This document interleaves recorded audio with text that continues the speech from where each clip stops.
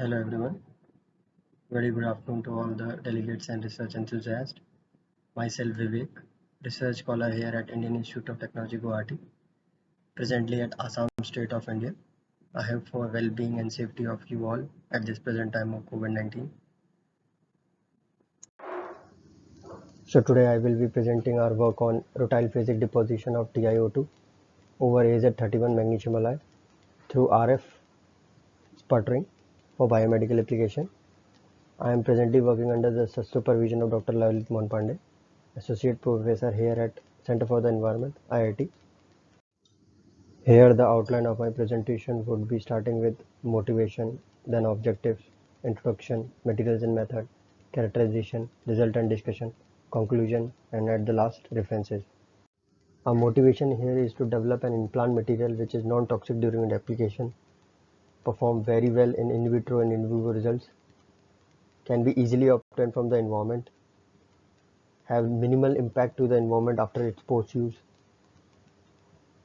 can be easily designed and given a shape to have a replacement in the body and vicinity around, eliminate the required procedure such as a reprocedure for removal of the implants, which can be more cost effective, or a reckless procedure. Also can provide a mechanical property such as good strength, hardness, and equal density of a bone while its application.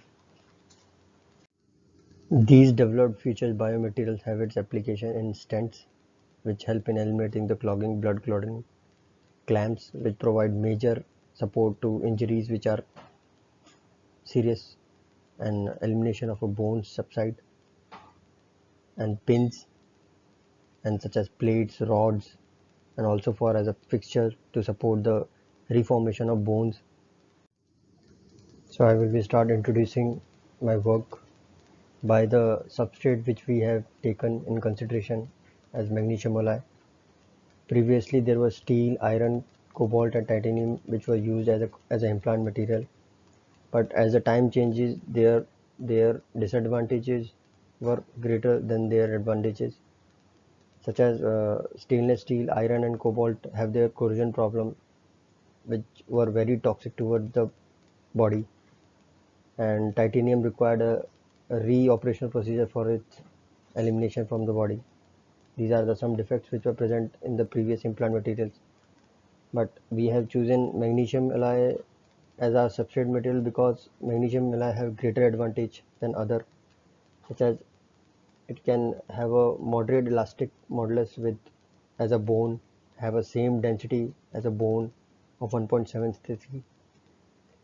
It can produce set stress shielding effects to natural bones, and excellent compatibility with human body tissues, but it still have some disadvantages, which are it have a degradation problem and improper cell adhesion behavior, corrosive nature, but not as similar to stainless steel, cobalt and iron. So to address these disadvantages of magnesium alloy, we continuously opt for various biomaterials and materials. We previously have reported hydroxyapatite deposition over AZ31, and to control the degradation behavior of AZ31. At the present work, we are using titanium dioxide, a rutile phase, which have a greater advantage in biomedical industry for a deposition over AZ31. So why we have used titanium dioxide is because it has a greater resistance to corrosion, provide greater strength, give greater biological response, have influence over tissue regrowth.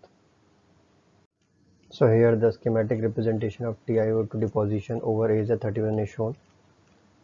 Rutile structure having tetragonal unit cell is shown here. It means that its each ation are surrounded by and 6 oxygen molecules atoms and octahedron and an octahedron. It exhibits lower surface energy, which help in making it more stable in any environment. These rutile phasic titanium dioxide were deposited over magnesium alloy through physical deposition procedure, as there are very other procedures also like chemical magnet deposition, source gel deposition, but we have used in the physical deposition method such as RS sputtering. We have used in this physical deposition method as a RS sputtering because magnesium alloy has a temperature constant that it cannot obtain or maintain its structure above 400 degrees Celsius. That's why we have used the RS sputtering. Sputter method shown here. A circular here is a target produced by rutile TiO2. A complete setup and image process of RF sputtering has been shown here, which was used to deposit TiO2 over Azer-31 at different deposition time 7, 8, 9 and 11 hours. You can easily see the target present at the lower side and the substrate at the upper side and in between the plasma. So the target disc was produced with the TiO2 material of size of 5 to 7 centimeters. The whole environment was in the condition having argon atmosphere with a RF power of 40 watt, and this deposited surfaces were analyzed on their texture behavior by scratch tester or TR101 model. It showed how the strength of a deposited material helped in sustaining the strength or the minimum scratch which can be obtained in the in vivo and in vitro conditions. These scratches were further analyzed at different loads from 9, 10, 11, but the minimal load which can be produced in vivo condition is around 7. So for the safe side, we have opted to take as a 9 Newton for the experimental purposes. The total stroke length of the scratch was 7 millimeters, and the scratch speed were used at 0.10 mm per second. The offset between the two scratches were taken as 0.25 mm. The scratch test was done on a compound transducer of 20 Newton. In characterization, while comparing the XRD results of all coated surfaces, sharp peak at 27 theta confirms the rutile phase deposition of TiO2 over Azer-31. Other peaks such as 36 theta and other 39, 46, 41, 43, 54, 56, 62 of rutile phase were also obtained while comparing with the JCPDS file of rutile phase. From this XRD we also obtained the crystalline particle size using Scherer's equation, in which, as mentioned here, tau as a crystalline size, k as a shape factor, lambda as a wavelength, beta as line bordering a half maximum intensity, FWHM, and theta as a Bragg's angle. It can be observed that while deposition time was increased from 7 to 11 hours, the thickness was increasing as understood, but the crystalline size was also decreasing. At initial it was 16.53 nanometers, then after 11 hours it comes to 10.88, which helps in performing greater advancement in biological response. In morphological characterization, at initial stage of deposition, the coarse morphology over Azer-31 surfaces were developed, which can be easily seen over the 50,000 kx magnified image of 7-hour deposited surfaces. After which 8 hours of deposition, TiO2 developed the smooth and uniform layers, which can be easily seen here. And after that, 9 hours of deposition show an overlap of TiO2 deposited particles.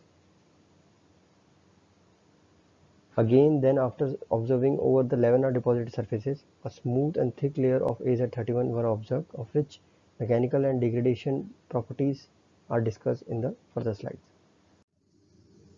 In result and discussion section, result obtained from atomic force microscope at 20 cross 20 micrometer for different deposited time 7 hour, 8 hour, 9 hour and 11 hour as shown here.